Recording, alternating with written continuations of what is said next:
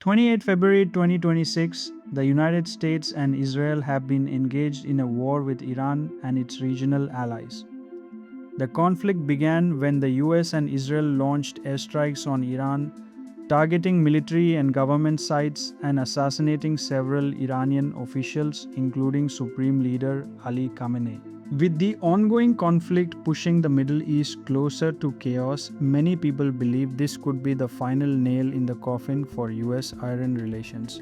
In fact, there was a time when the United States and Iran were not enemies at all. A time when Washington considered Iran one of its most important allies in the Middle East. A time when America itself helped build Iran's nuclear program, supported its government, and depended heavily on Iranian oil.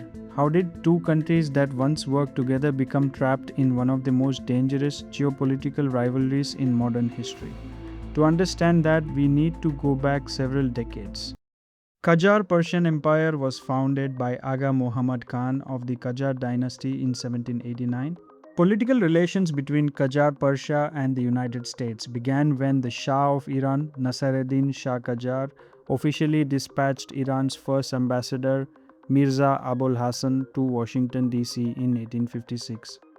Samuel G.W. Benjamin was appointed by the United States as the first official diplomatic envoy to Iran.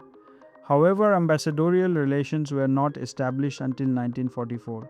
Since the beginning of the 19th century, Persia was trapped in a deadly geopolitical struggle between two empires, the British Empire and the Russian Empire.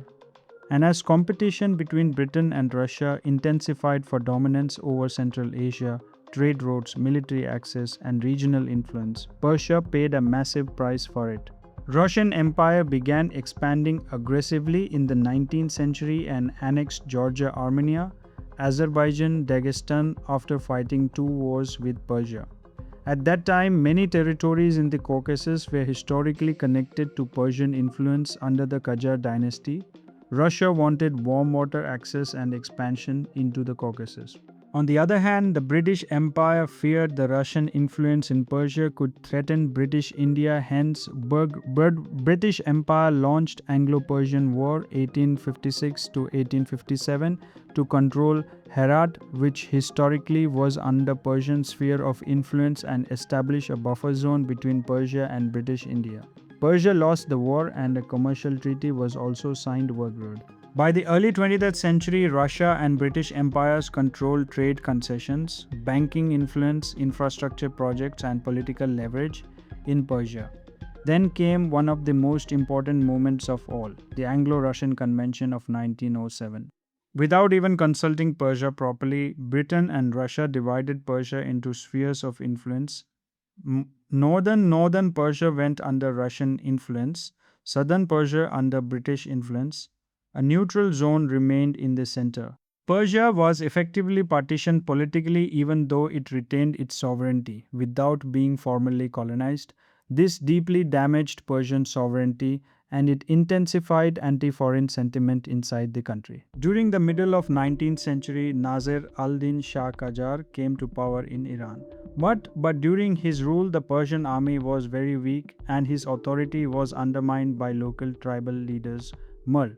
When the state needed a proper army, he would hire the local militias and also take the support from the Russian Empire to control the country. He was the first modern Iranian monarch who formally visited Europe and wanted to modernize Iranian society. In 1890, Nasir met British Major Gerald F. Talbot and signed a contract with him giving him the ownership of the Iranian tobacco industry and also used tax farming to fund new institutions and projects. He later gave the ownership of Iranian customs incomes to Paul Julius Reuter and also financed a lot of his trips by debts from the British and Russian government. He also increased the size of the state's military and created a new group called the Persian Cossack Brigade 17, which was trained and armed by the Russians. Using such alliances, he defeated various rebels in Iranian provinces. However, his reforms were very unpopular among the common people of Persia, who viewed tax farming as a form of exploitation by the government. The religious ulama groups at that time saw the modernization and increasing foreign influence as a threat to the Persian Empire value system. Nolsnezer al-Din Shah was assassinated on 1 May 1896. After his assassination, Muzaffar ad-Din Shah Qajar came to power in the Persian Empire. At Muzaffar al-Din's accession, Iran faced a financial crisis with annual governmental expenditures far in excess of revenues as a result of the policies of his father. During his reign, Muzaffar al-Din attempted some reforms of the central treasury. However, the previous debt incurred by the Qajar court owed to both England and Russia significantly undermined this effort. He furthered this debt by borrowing even more funds from Britain, France, and Russia. These later loans were used to pay earlier loans rather than create new economic developments. This created a lot of political and economic turmoil, which led to the Persian Constitutional Revolution from 1905 to 1911. The revolution led to the establishment of a parliament in Iran. Muzaffar ad-Din Shah Qajar signed the 1906 constitution shortly before his death. However, the parliament did not last long. His successor, Muhammad Ali Shah Qajar, who abolished the constitution and bombarded the parliament in 1908 with Russian and British support. This led to a second effort with constitutionalist forces marching to Tehran, forced Muhammad Ali Shah Qajar's abdication in favor of his young son, Ahmad Shah Qajar, and re-established the constitution in 1909. The revolution ended in December 1911 when the Shah's ministers oversaw the expulsion of the deputies of the Second Majlis from the parliament with the support of 12,000 Russian troops. The public relations between Iran and USA were largely very good during this period. American newspapers were pro-Iranian and were sympathetic of the Iranian people's plight. The USA government supported the Persian Constitutional Revolution, and even the Iranian parliament appointed United States financier Morgan Shuster as Treasurer General of Iran in 1911.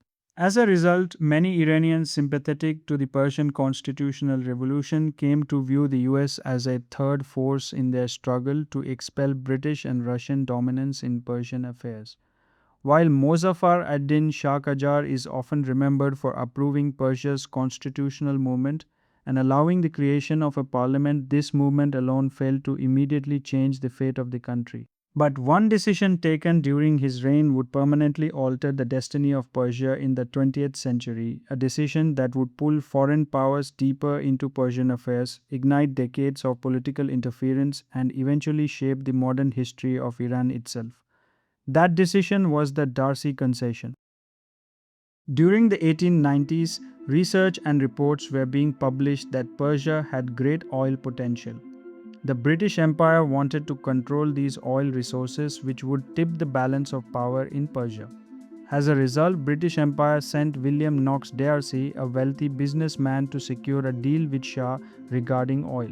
In 1901, an agreement was signed between William Knox D'Arcy and Muzaffar ad-Din Shah Qajar of Persia, also known as the Darcy Concession. The oil concession gave D'Arcy the exclusive rights to prospect, explore, exploit, transport, and sell natural gas, petroleum, asphalt, and mineral waxes in Persia. And this concession also granted D'Arcy these rights for a 60-year period.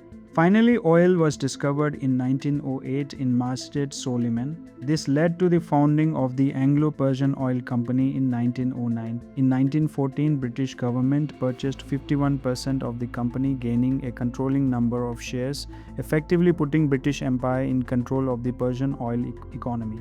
Despite declaring neutrality in 1914, Persia, Iran became a major battlefield. During World War I, due to its strategic location and oil reserves, suffering widespread devastation and famine occupied by British, Russian, and Ottoman forces, the weak Qajar government couldn't prevent its territory from becoming a theater for the war, leading to significant famine, disease, and political instability that paved the way for the downfall of Qajar Iran. After the end of WW1, the Russian Empire abolished, and following the Communist Revolution, Soviet Union was established in Russia. The main aim of the Soviet government was to spread communist ideology in the areas which were previously under the Russian Empire influence. The Persian Socialist Soviet Republic was established by Mirza Kuchik Khan with the assistance of the Soviet Russia's Red Army, whose idea was to bring a communist revolution in Iran. The British Empire, fearing a communist revolution which would jeopardize its economic assets in Persia, supported the 1921 Persian coup d'etat, which established the Pahlavi dynasty and Reza Shah Pahlavi as the leader of Iran, ending the Qajar dynasty. Reza Shah, in an effort to reduce British and Russian influence, Reza Shah initially sought partnerships with the United States. Arthur Millspaugh, an American economic advisor, was sent to Persia in 1923 as a private citizen to help reform its inefficient administration. His presence was seen by Persians as a means to attract foreign investment and counterbalance European influence. Under his rule, the right to print money was moved from the British Imperial Bank to his National Bank of Iran. He also formed good trade relations with Nazi Germany as well. In 1932, the Shah cancelled the Darcy Agreement, under which the Anglo-Persian Oil Company produced and exported Iran's oil. Although a new and improved agreement was eventually signed in 1933, it did not satisfy Iran's demands and left bad feeling on both sides. In 1941, while the world was burning in the flames of World War II, Iran tried to stay neutral. Reza Shah Pahlavi believed Persia could avoid becoming another battlefield between empires. On August 25, 1941, British and Soviet forces invaded Iran from north and south. Within days, the Iranian military collapsed, Tehran was occupied, and Reza Shah was forced into exile. Southern Iran contained some of the most valuable oil fields in the world. The British-controlled Anglo-Iranian Oil Company supplied fuel critical for the British war machine. The British Empire feared Nazi Germany might invade Iran and take control of the oil fields. The Allies also set up the Persian corridor that transported millions of tons of Allied aid into the Soviet Union. The US criticized this decision of the Allies, and US President Franklin D. Roosevelt told that the territorial integrity of Iran should be respected. And the US wanted to establish a democratic state in Iran once the war ended. After the war, Iranian general elections were held in 1951 and Mohammad Mossadegh became the Prime Minister of Iran. Mossadegh wanted to nationalize the oil industry of Iran and wanted to end the foreign influence in his country. American policies fostered a sense in Iran that the United States supported Mossadegh. Mossadegh visited Washington and the American government made frequent statements expressing support for him. However, the British did not want to let go of the precious oil resources of Iran, and with the help of CIA launched Operation Ajax to overthrow the Iran government. Mohammad Mossadegh was replaced by Mohammad Reza Pahlavi as the leader. The Shah has received substantial US financial and military support. The US helped establish SAVAK, the Shah's brutal secret police. To maintain his rule, this involvement of US contributed to the deeply anti-American character among the Iranian general population. Iran's border with the Soviet Union and its position as the largest, most powerful country in the oil-rich Persian Gulf made Iran a pillar of US foreign policy in the Middle East. In 1953, US President Eisenhower launched Iran's nuclear program as part of Atoms for Peace program. In 1967, the US helped Iran create its nuclear program by providing the Tehran Research Reactor, the nation's first nuclear reactor, as well as 5.58 kilograms of enriched uranium, and at the same time the US was trying to strengthen her position in the entire Middle East. US saw that oil has become a universal commodity for the world, so it devised a clever plan. It reached an agreement with the oil exporting countries to sell the exports in dollars only, and in return gave security guarantees, protection and investment in the infrastructure capabilities of the countries. This meant that the demand for oil meant the demand for dollars, and the demand for dollars meant the dominance of USA, which gave birth to the petrodollar system. The USA has made sure that the petrodollar system in the Middle East remained as it is, because this system created sustained global demand for the US currency and financial assets, anchoring US geopolitical and financial dominance. Whoever tried to sell oil in any other currency other than dollars became the enemy of the US. The USA has established hegemony and was the undisputed power controlling the Middle East. But then comes the year 1979, Red's Egg. The Iranian Revolution culminated in the overthrow of the Pahlavi dynasty in 1979. Muhammad Reza Pahlavi was superseded by Ruhollah Khomeini, an Islamist cleric who was an anti-American advocate and promised to end any foreign influence in Iran. The nuclear projects that US had launched in Iran were stopped by Ayatollah Khomeini, and he nationalized Iran oil industry. Ayatollah Khomeini also said this revolution will not be limited to Iran, only he wanted to export the revolution in other countries of the Middle East as well. The 1979 Iran hostage crisis ended any diplomatic connections the two countries had, and now Iran was the main enemy of the USA in Middle East. In the year 1980, US tries to help Iraq and remove Khomeini in the Iran-Iraq war. USA spent billions of dollars in assisting Iraq, however, the war ended in stalemate. The UN took no significant measures on Iraq when it came to know that chemical weapons were used in the 1980 war against Iran. Throughout the 1980s and 1990s, the United States repeatedly intervened in the Middle East to maintain its regional dominance. Iran understood one thing: conflict with the United States is inevitable. The idea that only a long-term deterrent could, like nuclear weapons, guarantee survival. Initially, Ayatollah Khomeini opposed nuclear weapons on religious grounds, but after his death in 1989, Iran's strategic thinking changed under Ali Khamenei. Iran began supporting regional proxy groups like Hezbollah, Hamas, and the Houthis to counter the US-aligned countries and at the same time restore its nuclear ambitions. In the early 2000s, secret enrichment facilities at Natanz and Arak became public. The world grew alarmed. The core issue was uranium enrichment. Low enrichment levels could be used for civilian energy. Highly enriched uranium could potentially be used for nuclear weapons. Iran insisted its program was peaceful. However, in 2003, the IAEA uncovered evidence of uranium enrichment activities in Iran, triggering intense international pressure on Tehran to suspend its nuclear program. Under growing scrutiny from Western powers and the UN, Iran temporarily halted parts of its enrichment operations. Yet Iran continued because, from Tehran's perspective, countries without nuclear deterrence were vulnerable. And countries with nuclear weapons like North Korea were harder to attack directly. Soon, US gets to know that Iran has restarted its nuclear project. The US responded with sanctions, covert operations, assassinations, and cyber warfare. One of the most famous attacks was the Stuxnet virus, designed to damage Iranian centrifuges from inside the nuclear facilities themselves. Scientists linked to the program were mysteriously killed. Yet Iran did not stop its project of becoming a nuclear power. In 2015, after years of sanctions and negotiations, the JCPOA nuclear deal was signed. Iran accepted strict enrichment limits and international monitoring. In return, sanctions were eased. For a brief moment, tensions appeared manageable.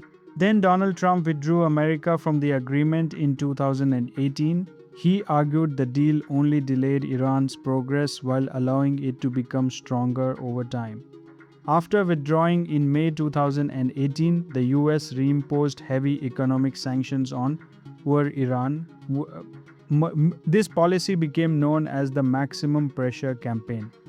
Once again, the hostilities resumed and Iran started breaking the uranium enrichment limit very quickly. When Trump came as president, Iran's uranium enrichment was up to 3.67%. And when he left, Iran's enrichment reached more than 20%. Despite President Joe Biden attempting to revive the Joint Comprehensive Plan of Action, the deal never fully materialized due to disagreements over sanctions. States continued sanctions and military strikes on Iran-backed targets.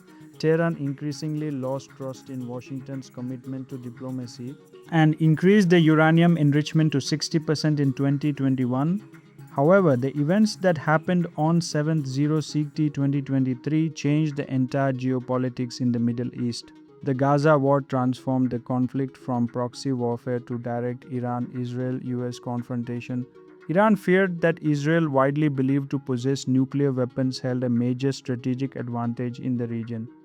To create deterrence and prevent possible military threats, Tehran wanted to complete its nuclear project. In April 2025, indirect negotiations between the United States and Iran began in Oman to revive a new nuclear agreement after years of rising tensions. Iran offered to limit uranium enrichment and allow stricter IAEA inspections in exchange for sanctions relief, but refused to completely abandon its enrichment program. As talks continued, Israel was worried that Iran was nearing nuclear weapons capability, while the IAEA accused Tehran of violating nuclear obligations in June 2025.